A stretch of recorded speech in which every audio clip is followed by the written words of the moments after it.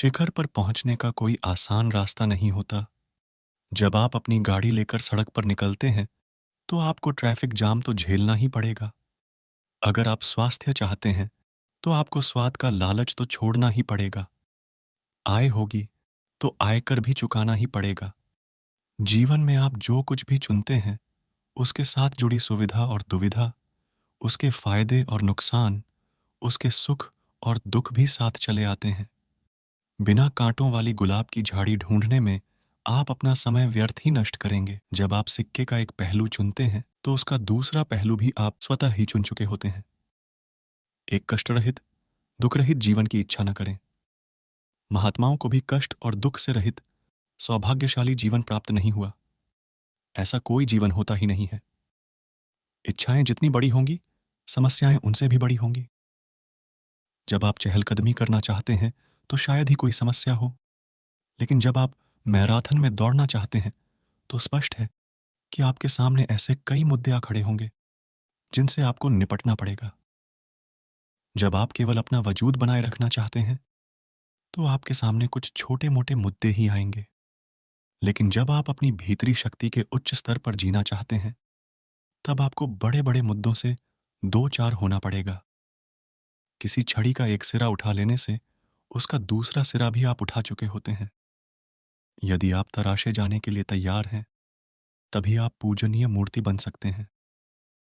शिखर पर पहुंचने का कोई आसान रास्ता नहीं है, और जो शिखर पर पहुंचे हैं, वे आसानी से नहीं पहुंचे हैं।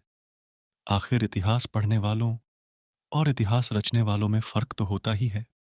बाइबल का अध्ययन करने वाले एक समूह में मैल्काई थ्री पढ़ा गया। वह ईश्वर चांदी को परिष्कृत व शुद्ध करने वाले की तरह विराजमान होगा। ईश्वर के लक्षण व स्वभाव के बारे में इस बात का क्या अर्थ निकलता है? उसी सप्ताह उस समूह की एक महिला ने सुनार से इस बात की अनुमति ली कि वह उसे काम करते हुए देखना चाहती है। उस महिला ने देखा कि सुनार ने चांदी को तपाने के लिए उसे आग की लपटों के ऊपर रखा। सुनार ने बताया कि चांदी को लपटों के बीचों बीच ठीक उस जगह पर थाम कर रखना पड़ता है जहां आग की लौ सबसे गर्म होती है, ताकि चांदी का सारा खोट, उसकी सारी अशुद्धता जलकर राख हो जाए। उस महिला ने सुनार से पूछा कि क्या यह सच है कि उसे इस दौरान पूरे समय आग के सामने बैठे रहना पड़ता है। सुनार ने इस बात की पुष्टि की और बताया कि उसे न केवल चांदी को थामे हुए आग के सामने बैठे रहना पड़ता है, बल्कि पूरे समय चांदी पर भी नजर रखनी पड़ती है।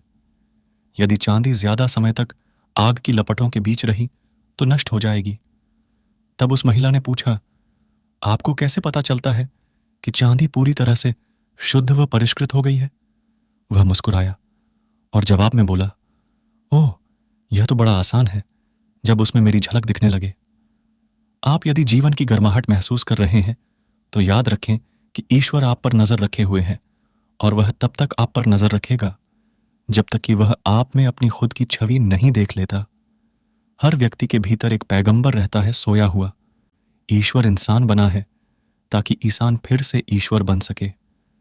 जीवन कोई ऐसी भट्टी नहीं है जो आपको जलाए डाल रही हो, बल्कि यह तो आपको तपाकर चमकती दमकती चांदी में रूपांतरित कर रही है।